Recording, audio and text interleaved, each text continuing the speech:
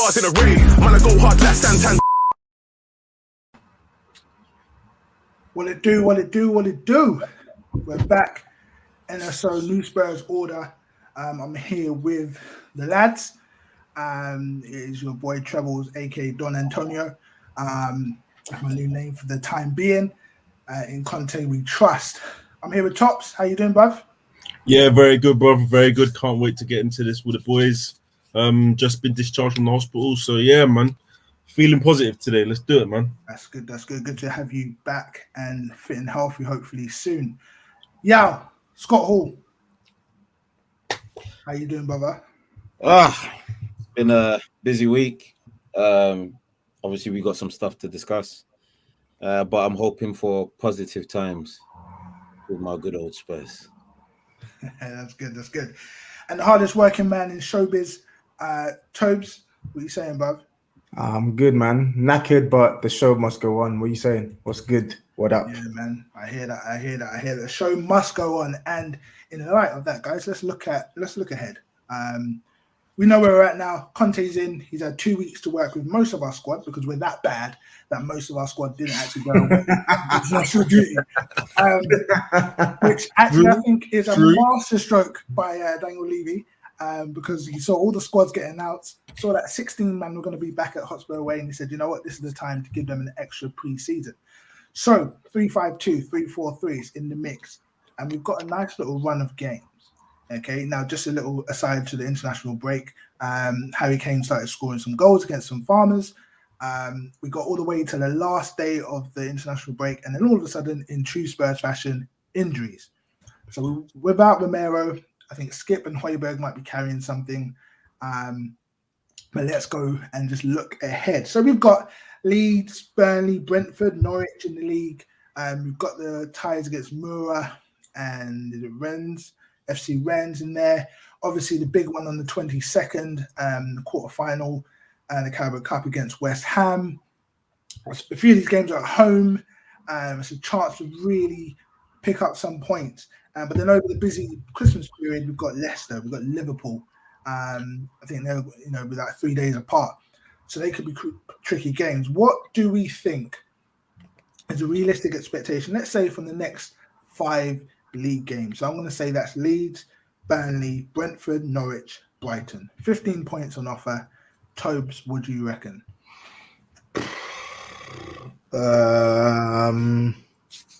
So the last Premier League game would be Leicester, right? Yeah. Yeah. I think so. If it's 5 league games, so yeah, Leeds. Brighton. Sorry. Yeah, Brighton. Brighton. Yeah. I'm expecting. I'm not going to lie to you. At least for the 4 out of 5, I'm expecting maximum points. I'm sorry.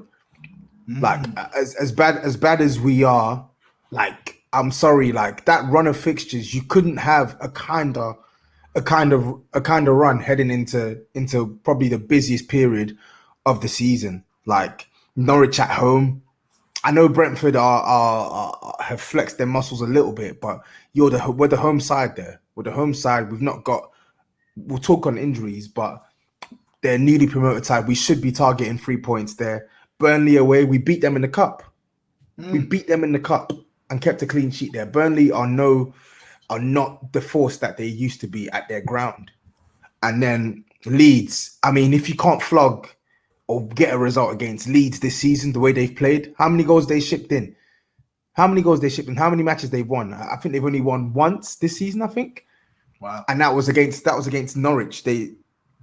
I'm sorry, like there's no excuses. There's no excuses whatsoever. Leeds are 15th. Sorry, they've won 2 matches, they've drawn 5, and they've lost 4. They've conceded 18 goals, 2 goals more than we have. Like, I'm sorry. We need to be picking up at least 12 from a possible 15. We have to. We know what the situation is now. We know what the challenge is now. We've gotten Antonio Conte. If you want to try and get a top 4 finish, top 6 finish, you have to be winning these games. You just have to be. There's no excuses. Even at our worst, I'm looking at these fixtures and thinking, like Spurs, you got to win this one. You have to. Yeah, I agree.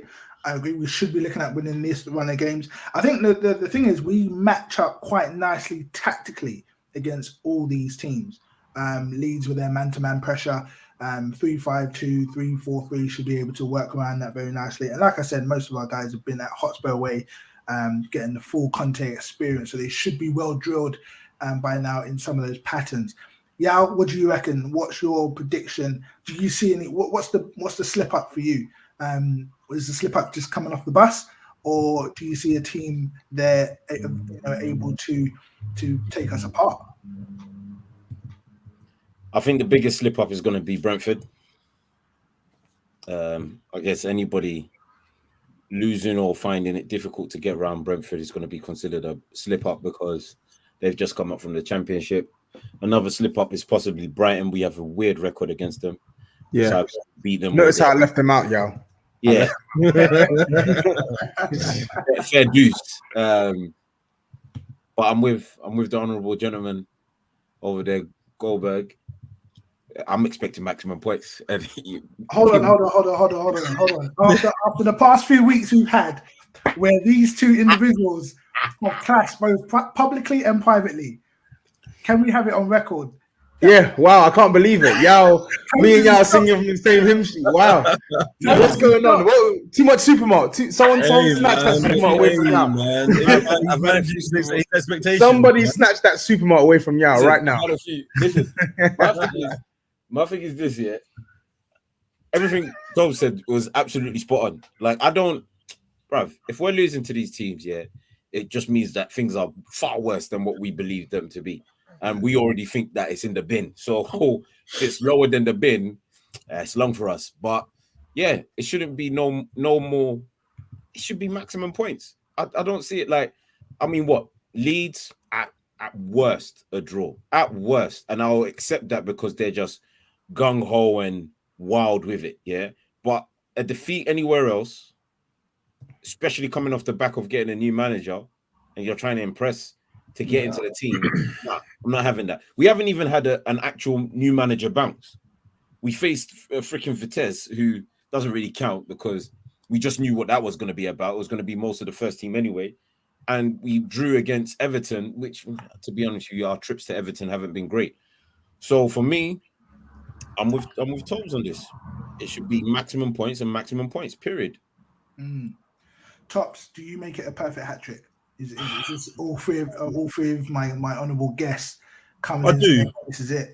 I do, man. I do. I think about the teams that were playing, the oppositions. Like Yao said, we've not even had this new manager bounce, and I feel like I've seen enough from Conte so far to be able to get us into our sort of playing form as we move towards the Christmas period. I think it's so important for us as well as a football club. When I think about it, last season we had a very similar situation whereby, weirdly, we were in a good position coming into that Christmas period. We were top under Jose. We were playing well. You know, we had very big games coming up. And I remember saying at the time, 16th of December, we have a key game against Liverpool. That will really tell us where we are at as a club. Looking at the game was tight. Don't think Spurs deserve to lose that. End up losing. And then we followed that with a Leicester loss. And our season suddenly started going to free fall. Strangely, again, I'm looking at the fixture list this season on the 16th of December this year again. After these 5 games, which I think we should win, you know, we've got a big game against Leicester or Brighton on the 16th. So have a look. It's Leicester away. Leicester away. And that's a game that I think, again, weirdly, is before Liverpool, which I think, again, if we can get ourselves maximum points, pull ourselves up the table as much as possible, get playing the way Conte does, going into that Christmas period, it could be a positive one for us. But obviously, we need to make sure that we go into it with hopefully having got maximum points against teams who, you know, if we're being honest with you, lads, like, they're inferior to us. They're inferior. You know, they don't have better teams than us. They don't play better football than us. You know, I feel we should have enough quality with Conte now, having spent time with the players in this off period, to build a good amount of steam. Because I remember as well, even Conte, when his time with Chelsea started to look a bit funny and he turned it around, it was over the Christmas period that he was able to then build steam and then allow his team to push on to win the league in the end, you know? Yeah, I think in our league, it's managers that make these moments stand out over the Christmas period. You know, you've got to be able to adapt your team. I think the system above anything else, even if your players are leggy, they're a bit tired, but the system wins over the Brentfords, over the Brightons, that kind of thing. It may be lucky. I don't care how we do it. I'll take 5-1 nils. But yeah, we should be looking at 12 to 15 points from this run of games. Does anyone think that the ECL, the fact that we're qualifying, but we haven't quite got it in the bag? What do we do? Do you play? Do you do the Nuno thing? Do you just swap everyone out, or do you still play the best team? Because I know what I was saying in the group chat. Okay, Play the best. We got. I think we are where we are now, and I don't think Nuno is entirely wrong in giving some players some game time and rotating the team. But I feel like we didn't get the result that we needed, and now for whatever reason we've left ourselves on the back foot. I remember he rested so many players before that West Ham game, and I was like, you know what, fair play, because you're keeping these players fresh for Sunday, and then we just go and see that shit heap of performance against West Ham, and you're like, what was the point? And now not only have we lost to West Ham, we lost to a fucking team in Vitesse that we shouldn't really be losing to, and now we have to finish top of this group. Like, I'm sorry, it is what it is. We have to finish top of this group. I do not want to see Spurs playing yet another fucking playoff competition in a third tier European comp. Like, if we don't finish second, we will have to play a playoff game, which is ridiculous if you ask me. Did you not? Does everyone know that? So give us the scoop on that. So what if we finish second, we go through, but no. So basically they changed the tiering of competitions this year. So that's why with Europa League, whereas we had to play qualifiers last year, there were no qualifiers this year. West Ham just went straight into the group stage. So the way it works is the third place team in the Champions League will play a playoff against the second place team in the Europa League, and the winner of that goes straight into the knockout competitions of the Europa. The second place team, the third place team in the Europa League, will play a playoff game against the second place team in the European Conference League, and the winner of that then goes through to the knockout stages. So you understand why I do not want another fucking fixture in this stupid goddamn competition. The fact that we're having to say we have to win our next 2 games, we should have had qualifications sewn up by now, and that's not Nuno. That's not entirely down to Nuno. That's down to the fact that our squad is jazz. So I just want to say we knew our squad was jazz from the jump. Okay. Yeah. When you change 11 man and don't have any of your first team on the bench, and you're literally relying on the ghost of whoever, now John, to save you if things get sticky, that's on you, brother. That's on you, Nuno. And I said this before that West Ham, the whole rotation thing. Davis on Nuno's neck. Right? That is on him. Okay. He's out of here. Let me just calm down. Tops. Right, Tops. Do you see this as a potential? Is this the banana skin? Not the league games. It's the ECL. Is that the banana? No, because I feel like the ECL again. You know, we maybe haven't taken it as a priority as we maybe should have. These are games against oppositions who are, again, I hate to say it, but inferior. These are not teams that are better than us. On their day, they might want to turn up and try and give us a game. But let's be honest. I mean, we're gonna beat Mura. We're gonna beat Rennes. Like, we just need to get ourselves into the next round to prevent any sort of complications when trying to win this tournament, any sort of complications in terms of adding any more fixtures than we need to. Like, it doesn't need to be this way. I feel like these are just going to be 2 games that will just get out of the way. One job done, the other job done. Simple. Okay, so our current position, we are 3 points behind Rennes, who we've still got to play, haven't we? They've obviously got to play Vitesse and then us. So they're 3 points ahead of us, but our goal difference is better. So assuming we pump Mura, which we probably will, our goal difference should therefore be quite favourable heading into that final game, which means a team that I've seen crumble under pressure against, who was it that we played, Colchester in the League Cup 3 years ago? That team is going to have to go and play against Rennes. It'll be a home game, so that's in our favour, and ensure a win. A point won't be good enough. Yeah, do you see them being able to do that in the middle of this Christmas period? I can't believe I'm about to say this here, but I think Conte plays a relatively strong team against Mura. I think the job will be done by about 60 minutes, and he will take some guys off for some fresher legs. I think against Rennes at home, we beat them and actually finished top of the league, top of the table. So I think we could win both games. I don't see it being impossible to win both games. Rennes will probably be a bit of a sticky one because they're a young, youthful squad. So they got some legs in that team, and they're not fearful of us, considering how we played against them in France. But essentially, you have to come to White Hart Lane, innit? So they have to come over to our ground and do the job. And I think that's where they will slip up. What is frightening is hearing that am I correct in what Toby said, that the third place team in the Europa has to have a playoff game with the second place team in the Conference League to make it to the knockout round? Yeah, Of the Conference League. it's the truth. Jesus Christ of Nazareth. Listen, yeah, there are some teams in that. Oh my God, Bro. It's absolutely horrible, man. There are some teams, in that Europa League that, listen, now that I know that, I have to watch the Europa League, because there are some teams in there that I pray to God don't finish third.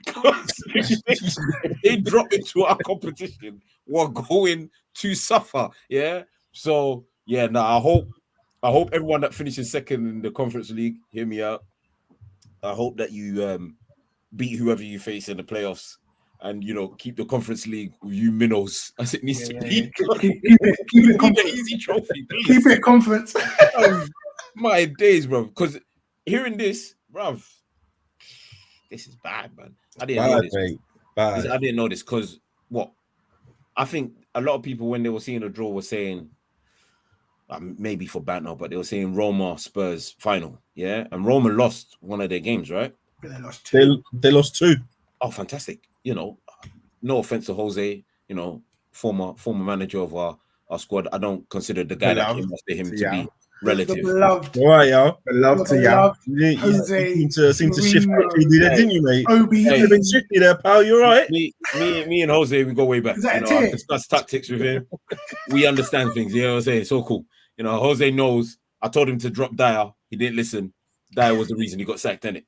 But that's for another day, another story. I can't really release that right now because the Sun paper's listening. You hear me? But now, if Roma don't finish second in their group, let's say they just go out. Let's say it's one of those competitions where they don't care. Boom. Me personally, I'm like, run all the way to that trophy, bruv. We need some sort of silver. Yeah. And it's regardless of what anybody says, if we win, for argument's sake, the Conference League, a man are it's the Conference League, blah, blah. I'll be like, bruv, I don't care, bruv. I'm going to that trophy ceremony. You man can do whatever you want, I'm going to see armpits. That's what I'm going for. Because big man, we need something. We need to let people know that it doesn't matter what cup it is, small cup, big cup, a cup that was made in your house, we're there to win it. If we don't get no silver, bruv, allow it, bruv. I want to jump on that quickly. I know it wasn't in our agenda, but thanks, Jesse. Just want to bring it to you, Tops. We kind of briefly touched on this in the group chat earlier. Okay, Carabao Cup or the ECL? What should be the most important focus right now? Because we've got the West Ham game coming up on the 22nd of December. Nice little Christmas present for us. Just before you answer, Tops, Just a quick shout out. The NSO will be live and direct pretty much in the building on the 22nd of December. We're all looking to reach that game. Come see us, come throw an egg at Yao's face, whatever. Whatever you want to do. What are you saying? Well, that's a good question. That's a good question. Do you know what? I was looking at the ECL the other day. Man, that's winnable. We should be going all head steam for that, man. Like, I'm looking at some of the teams in that tournament. Someone was saying to me, Lask, Feyenoord, Ghent, like Bodo Glimt, AZ Alkmaar, Feyenoord. Zoria Luhansk. No, I'm thinking this is crazy. Like, there's no reason why we shouldn't be, honestly, just swiping it up quickly. And the thing is, though, we've actually got into a Carling Cup final before, and we've played decent opposition to get there. So, to be honest with you, I think the Europa Conference League should be I wouldn't say a guarantee, but it should be something that we should be looking to just quickly take up, and then we can focus our attentions on the Carling Cup game. Like, to be honest with you, Carling Cup game as well. It's a cup game, and it's against West Ham, and it's at home, and it's gonna be packed out that night. So there's no reason again why we can't get a result in that game. And the minute we get a result in that game, we're in the final four. Yeah, I think if there's gonna be a banana peel during this run, Yao's mentioned yourself and Yao have mentioned like the likes of Leeds, maybe, but I'm looking at Leicester away. I'm looking at Brighton away. Yeah. Dare I say, I'm even looking at Brentford to frustrate us to a certain extent, maybe if we underestimate.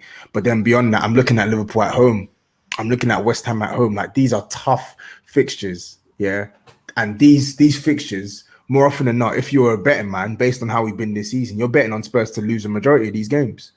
So the West Ham game, in all honesty, I'm puffing out my chest and saying, "Oh yeah, we're gonna win Conte." But honestly, I don't know. And just to give you a damning stat on this game, I know it because I was literally there. The last two times we have faced West Ham in the League Cup at home, we have lost. Yeah, 3-2. We lost at Wembley 3-2. Yeah, Declan Rice had a monster class of a performance that day at centre back. And then the game before that was a couple of days after AVB got sacked. Tim Sherwood was in the dugout and we lost that game 2-1. So, yeah, if I'm going off previous form, it does not work in our favour. But, like Top said, you're literally 2 games away from a final. And you're at home. And there's going to be a bigger crowd. And hopefully, we'll have like some of our key players back, i.e. Romero, who we'll probably talk about in a second. So really and truly, I think at this point in time, we just have to say, fuck it. Like, go for it all, man. Like, go for it all. If I'd rather try and fail because we're knackered or whatever, having known that we've actually busted our gut, than not try at all. Like, at this point, we are where we are, and it's not one of them ones where we can say, "Oh, play bums against this team, play this against that team." Like, we actually have to play a reasonably good side to beat some of these sides. Yao mentioned the Europa League with Mora. Like, we should adopt tactics like that in league matches as well. I have got no qualms playing the strong sides, but in games where we are seemingly in control, then take some players off, or better yet, try and go to kill games early. Because what's going to kill us is when we're giving teams an opportunity to get at us in the final stages, and of course, then Conte will be reluctant to take off some of our big hitters. Ultimately, this all boils down to our squad just being big for nothing and not good enough. Because how can we have such a big squad and we're basically saying we can only rely on maybe 8 players at a push? It's embarrassing. Yeah, that's my fear. That's my fear. You know, it's all well and good saying, yeah, kill off a team by 65 minutes and take players off and rest them. But the reality is, the people that we bring on are the people that will probably let another team back in, and a 3-0 becomes a 3-3. You know, we saw that in West Ham last year.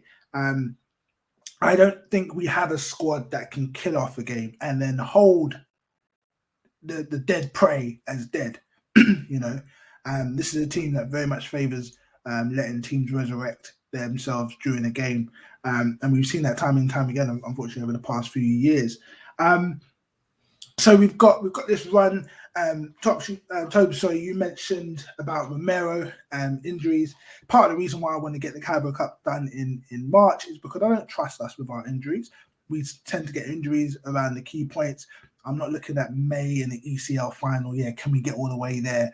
We may not have a team. We may not have Kane, his ankles. We all know about that story. Happens every year. Okay, so I'm thinking the sooner we can get some sort of silverware in the bag, we should do it. That's why, for me, Carabao Cup is the most important. So at the moment, Tops, are you fearing the injury bug? It seems like every time our players go anywhere with it, 100 miles away from White Hart Lane, they start to break down. There's an injury. There's a thigh injury. There's a twisted ankle. What's going on? I mean, to be honest with you, I feel like we are just a little bit unlucky.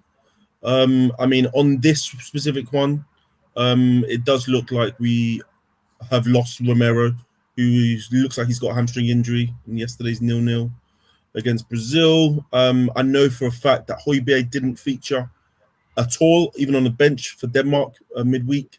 So I'm wondering whether he's going to be available. And obviously, we're going to be going into the Leeds game with a suspension for a skip as well. So that's potentially 3 players who have all been key integral parts to Conte's start at Spurs that won't be playing on the weekend. I mean, it's very difficult with these internationals. I'm so happy that the internationals will now not be seen for another good 4 months, because it means that at least we've got the players for a significant amount of time. But I just feel like as well, as Tobes also said, we've got a good for nothing squad. Lots of just piss poor players do nothing, not been able to perform at the level that's required. And the ones that do come in, we know we can't trust them. So we're just hoping, thinking of the different lotteries that we could maybe think about, where we put in a different player in a different position and hope that he can maybe do a job or not make a mistake. But this weekend, we're now looking at, instead of having Romero, who performed adequately in the first 2 games on the Conte, we're now looking, are we going to try Tanganga? Are we going to try Romero? I mean, are we going to try Rodon? Are we going to try Sanchez? You're really at a loss at this point. So it's a bit unfortunate, to be honest. Yeah. I want to get you publicly on the record about this. Who are you picking to replace these injuries? Okay, I know you kind of danced around it in the group chat earlier. So Romero's out, Skip is out, Højbjerg looks like he might be out. That's 3 players. That's the spine of your team. Who do you get to replace them? And no, Jesus, Moses, and Elijah aren't available. So pick someone else, please. Man. So you got Skip, Højbjerg potentially out, Romero out. So looking at what's available, and who's done what, I think it will probably be best to go with Tanganga. I mean, some people would probably argue that Sanchez is the more senior player, but he's far more unreliable than Tanganga. I mean, Tanganga is not a far better defender than him, but I guess he will listen more to instruction, which is what you need in this time of madness. It's definitely going to be diabolical at the back, whether anyone likes it or not. Unfortunately, he's there. He's here to stay, and he's here to terrorize us for the rest of our lives. And surprisingly, is possibly also going to be Davis, who's another one that should really be doing prison time for playing or impersonating the role of a football player, but that's for another day and another time. So that's probably your back 3 in the Conte system. I've got a very, very, very scary feeling that we're going to see Winks, Ndombele, and Lo Celso in the middle. If what is being said, that Højbjerg and Skip are out, then I've got a massive fear within my heart. Yeah, that midfield 3 of the 5 is going to be Lo Celso, Winks, and Ndombele. And that, my friend, does not mix well. It's like Marmite and strawberry jam on toast. That is madness. That's what I think is going to happen. Tobes, you're muted. When you look at who we've got left beyond that, though, we've literally got those three you mentioned plus Dele. Like, Who? yeah. You know what? Hold on. Before you go, can we just talk about this little bromance? Now, Tobes is giving an alley-oop to Yao. Now they're best friends. Oh, here you go. I'm going to make you die. You know, what's going on? What's happening This here? is why I call you Italian. Nah, Yao's my guy, man. You guys Yao's my guy. The first time I remember, the first time Yao joined, back when it was TLH, yeah, I spent an hour on the phone with Yao, speaking about Spurs and why Jose wasn't the answer, and Yao was speaking about why Spurs are shit, but Jose is basically being left hung out to dry. It's very true. Yeah, man. It's all good. It's all good. It's cool. Okay, so Tobes, you made a good point. Yeah, like It's not much left. yeah, and but the thing is, Yao's right. Like, there's not much left, but it doesn't make it any less easier to stomach. It is scary. You've got in Winks a midfielder who literally offers us nothing when he plays most games. You've got Lo Celso, who offers us absolutely fuck all when he plays, and then you've got Ndom, who actually needs stability behind him, and is a maverick on his best day and an enigma on his worst day. So I like that. it's a midfield that just does not combine at all, man. It's like watching someone. Imagine Spurs were a human being. It's like watching someone give Spurs a wedgie. Like, it's uncomfortable to watch because you just know it is painful and it's not going to end well. It's terrible, bro. We're literally shooting ourselves in the foot here with that horrible midfield three, but we've got no other option. And nobody who's listening to this better say Ali, play Ali. No, keep him out of this team at all costs. No, I don't want to see him in the team. No. I'll even say it in Portuguese now. You shouldn't be anywhere near that team. Thanks for the Portuguese, because we know Emerson Royale has been having issues with the language barrier. If he's listening to our podcast, which I hope he is, that one was for you, Emerson. How you doing, brother? Tops, are you in agreement? Again, it's just another perfect hat trick. Are these options so bad, but we just have to go with it? Are you looking Winks? All squad planning, bro. That's all we're left with, man. That's all we're left with. Like, at the end of the day, you're looking at what they're saying, the no sources, the working on conditioning. I'm just hoping that anyone that performs against Leeds is going to have a point to prove, and they're going to be performing an adequate level, because at this point, man, like, what's left? There's literally nothing left. Lo Celso's been mid. Ali hasn't even got a look. He hasn't got a look in. Winks has got, horrible minutes, and Dom has basically barely played. Like, so, Tops, I'm gonna need you to reassess the Lo Celso thing. Mid actually implies that he's been average. I'm gonna need you to give him a lower rating, my guy. Listen. Lo Celso is mid is even doing him.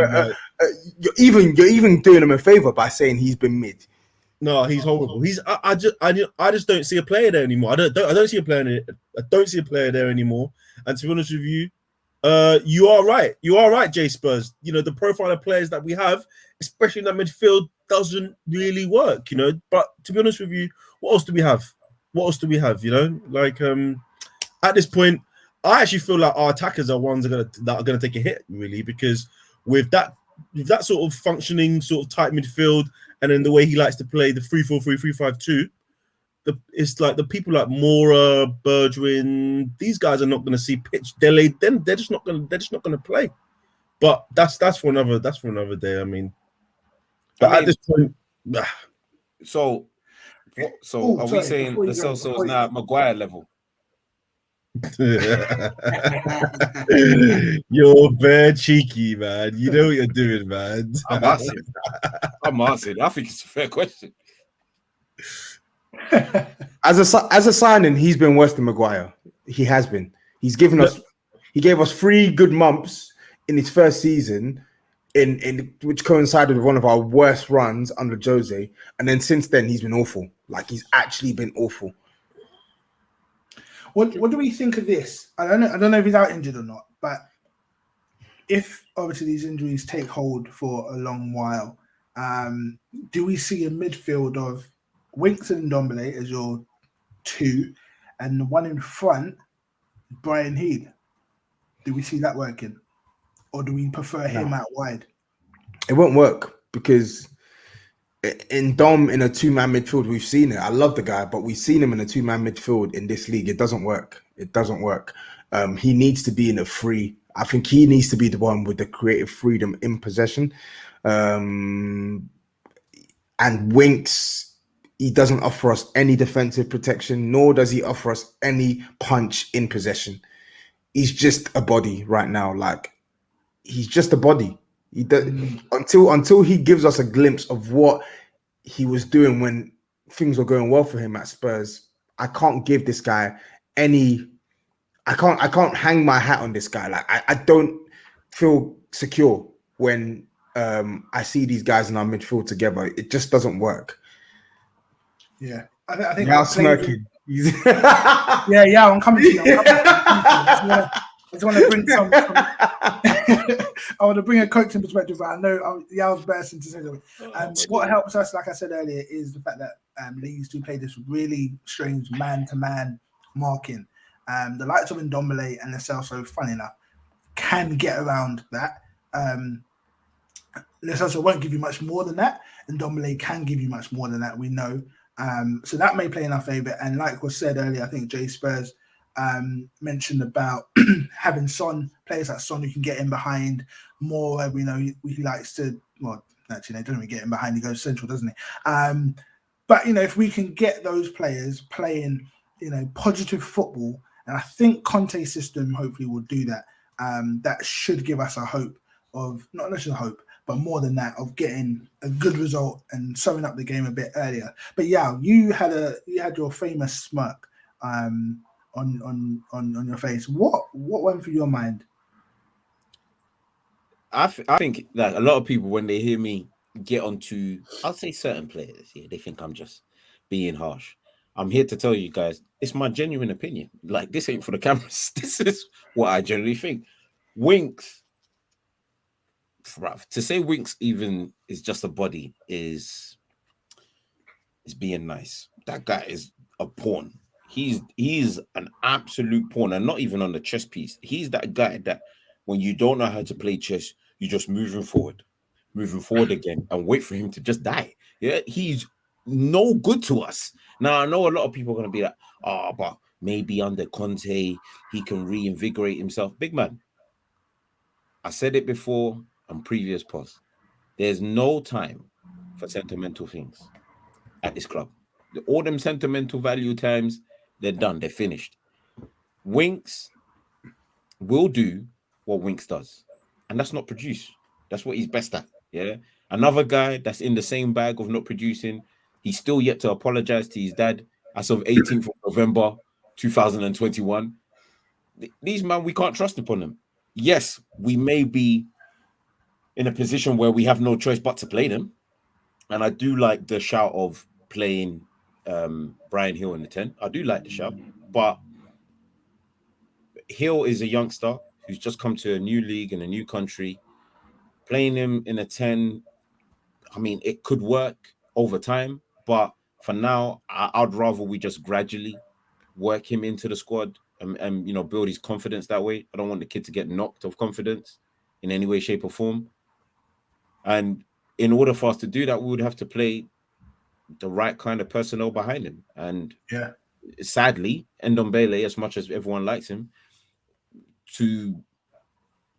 can't be trusted. Yeah, that's why if Conte was like, Ndombele, you're gonna play in a free role, and these two players, whoever they are there to protect the ball when it breaks down, but give the ball to you when we do get possession, I could live with that. Because in his unreliability, he could create magic. But once you put responsibility upon him, we could be in big trouble. And we're going to find out what Conte decides this weekend, because a a midfield three of Winks, Ndombele, Lo Celso, or potentially the kid that doesn't want to apologize to his father is frightening. Absolutely frightening. Tops. Yeah. I want to go to a different part of the team. The wing backs. Emerson Royale, Reguilon. Number 2 had a good game. Everyone's talking about his game against Portugal the other day. I think it was, I saw some real comments I wanted to jump on about how he pocketed Ronaldo. Lord Jesus help me. Please, come on. Guys, let's be serious. But these type of players are they're limited. But can they thrive? Do you see? Actually, I don't want to say Reguilon's limited, but do you see them thriving over in the next 5 games? Can they really get stuck into this system which utilizes them so well? I think they will be able to. The one good thing I think that we're lucky with is that, first of all, we have 2 fullbacks in Reguilon and Emerson that are extremely athletic, so they're going to get up and down the pitch a lot. They're going to put in a lot of mileage, and the good thing about the opposition that we're playing is that they're going to get a lot of ball. By them getting a lot of ball, they're effectively going to be able to get a lot of reps, and by them getting a lot of reps, they're going to be easier and quickly able to adapt to how Conte wants them to play. We've already seen. I mean, I was very underwhelmed by Emerson at the beginning of the season in his positioning, in the roles that we played him. And honestly, in 2-3 games I've seen him play under Conte in this new advanced sort of right wing back role, he was a completely different player. And that's only 2 games in. We already know the ability of Reguilon, or the supposed ability of Reguilon, his ability to get up the pitch, to support attacks, his ability to cross. He's very good, with his final passes as well from time to time. So, I mean, these are sort of things that I'm thinking, okay, I think about the way Conte plays. He is very, very happy to allow a lot of his attacking outlets to come through the fullbacks. When he had players like Hakimi, used Ashley Young, Victor Moses to his positive, in a positive sort of way, and sort of reinvented these players. So, to be honest with you, I'm kind of happy with how it looks at the moment. I think for them, they should be playing in a way where they're as high up the pitch as possible and they're getting the ball as many touches as possible, because at least then they're causing problems for the defenders, and then they're pulling them away from some of the attackers who might already be starting narrow, but it allows us to create options in the middle. And we have to remember as well, what do we want to do? We want to create an environment where we get the forwards as close to goals as possible, so we can create as many chances as possible. And if we look at the Everton game, our 2 biggest chances just happened to come through Emerson and Reguilon, both at the back post, both meeting the balls that were coming from opposite wings, because they were being told to push us up as far up the pitch as they could, and then to meet any final balls that would come to them as well. Yeah. It's very astute what you just said there. Hold on. Jay Spurs. Jay Spurs. Sorry. For those that are listening to this audio, we were about to wrap up, but Jay Spurs has just said, I might get cooked for this, but Wink stylistically is not that different from Jorginho. Stop it. Hey, Jay. Can we please silence? Nah. Oh, hey, even Touchline Media is having to step in and say, Jay, crazy, bro. Listen, Jay, and I don't even rate Jorginho highly. Wow, Jay, you're the first participant of this. Unfortunately for you, I've had to bring this round, but you're the first participant of this. This ain't even come on down. Yeah, big man, Jay, you are the first initiated person to go face the wall. Yeah. Listen, this kind of attitude cannot take you far in life. Yeah. It's nonsense. Jay, go face the wall. We'll talk to you in 10 minutes. Why? Why would you? Why? Wow. That was a comment pulled out of nowhere, boy. Yeah. Anyway, we know what Winks is. We know what Winks is. Winks dreams of being like Jorginho, and then wakes up. Hey Spurs, we love the fact that you do support us every week. So keep tuning in, and please bring us the odd hot take so we can all have a bit of a laugh. What I want to do, guys, we're not going to keep everyone too long. It's been 45 minutes already. That's enough time for our club to not have a shot on target as usual. But I want to go around and get some score predictions. And just in case anyone's listening and thinks they've been shortchanged in terms of the length of this pod, I want to remind you we also have some Patreon content going up. So if you really want to dig into the real, make sure you follow us on Twitter, get those details for Patreon, and sign up and listen in on some more content. We have one. We already have a piece going up. Myself and another coach just going into Conte's system. So make sure you check that out. Make sure you follow everyone, get everyone's details, and stay locked in. So I'm going to go around the triumvirate, the trio that I have here, and get some score predictions for the Leeds game. We all have said that we want 15 points from the next 5. So therefore, I'm expecting wins from everyone. But what do we see the score being? Tops.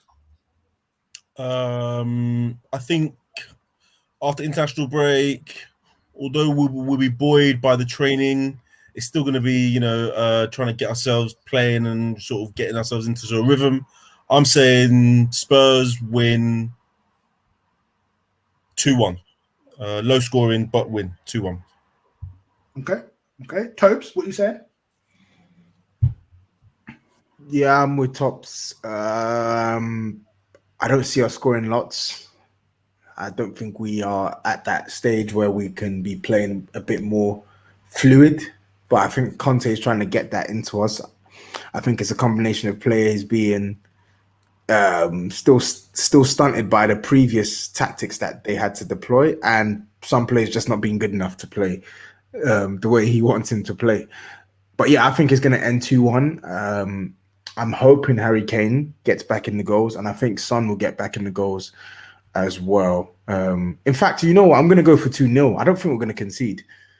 I know it's a crazy take, but I don't think we're going to concede to Leeds. I think we'll keep a clean sheet. Clean sheet. Yeah. Scott Hall. Boy, I'm in the same bracket as on this. I think it's a 2-1. I actually think we're going to concede first, and kind of like spring into action and get a lucky equaliser. The Mook can possibly get on the score sheet. His name will remain Mook until otherwise. For those of you that don't know, that's Harold Harry Kane, Mook. MBE. Not MBE in my house. But I think he could get on the score sheet. And I'm actually going to say that I think there's going to be a surprise goal scorer in this game. Yeah. I think it could be. I'm going to go with, and this is going to be a shock, and everyone's going to laugh if it doesn't happen.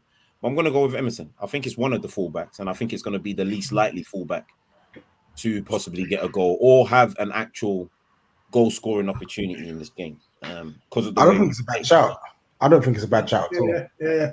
I think the fullbacks are the ones who stand to gain the most from a manager like Conte, because they've been unreliable to say the least.